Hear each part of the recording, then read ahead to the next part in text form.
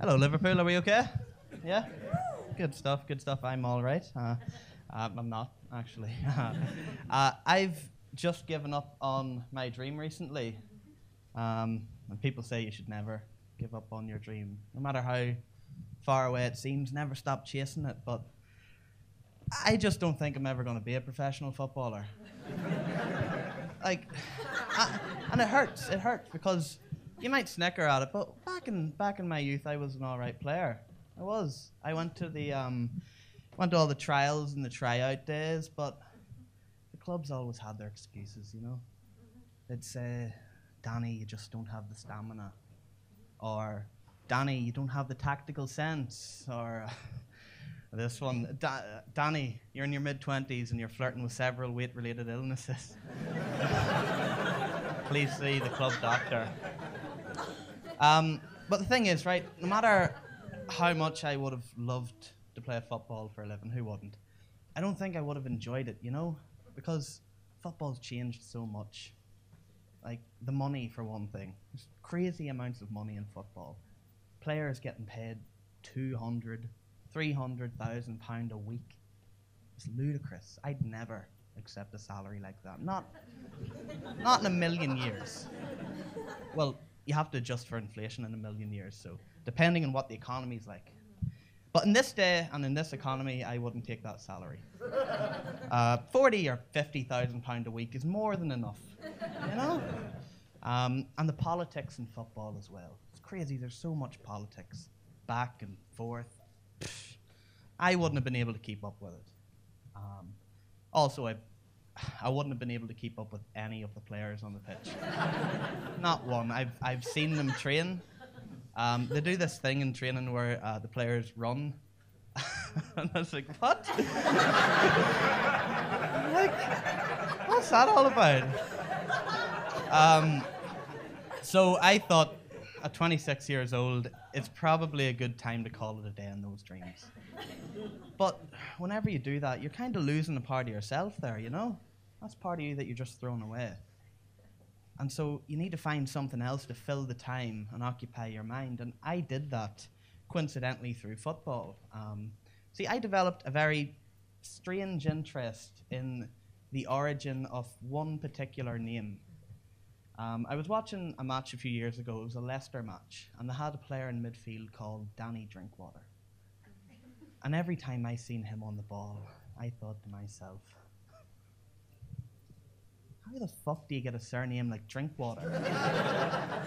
Like, because surnames come from your ancestors and their occupation.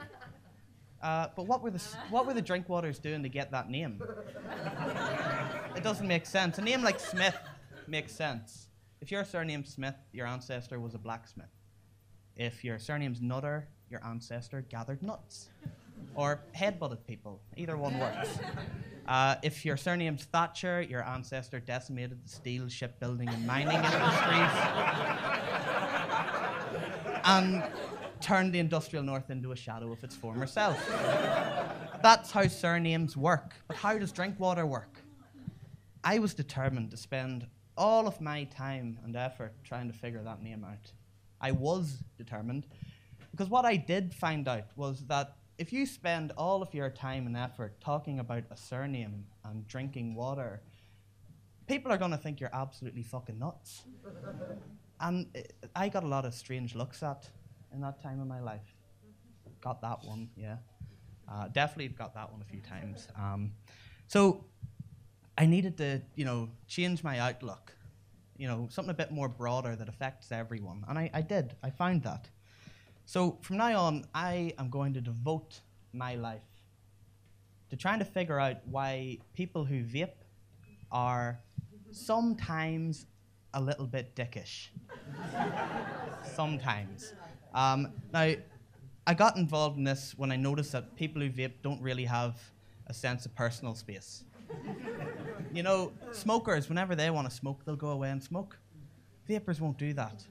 They'll just waltz into your conversation, surrounded by a haze of blueberry cheesecake-infused flavour, and they'll just take over, You're sitting there chatting to your mate, and 1 minute, he's gone. The vape's engulfed him. I don't understand it, right? And I found, right, in my 100% legit research on vaping, the worst thing are some of the flavors, right? Now, there's a lot of nice flavors out there.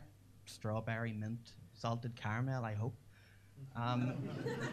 But you've got madmen out there with cigarette-flavored vape. Think about that, cigarette flavor vape. Who's smoking cigarettes for the flavor? Nobody has ever said, oh, mate, you know I'd love to give them up, but they just taste so damn good. Nobody's ever said that. Yeah, you've got head the balls out there with silk cut flavor vape, golden Virginia flavor vape, and the cherry on the icing on the top of the cake, amber leaf flavor vape. Now, if you're unfamiliar with the subtle tastes of amber leaf, I find the best way to replicate it is if you go to your local DIY store, purchase a small piece of sandpaper and just swallow it. That's amber leaf. Now, look, there's probably a few vapors in here thinking, who's this guy telling us what we should and shouldn't do? I can vape wherever I want because the law allows it. Look, I'm not trying to tell people what to do, but just be a bit more considerate of people. If you are going to vape, you know, get a nice flavor, something everyone can enjoy. Candy floss or diesel, you know? Oh, God.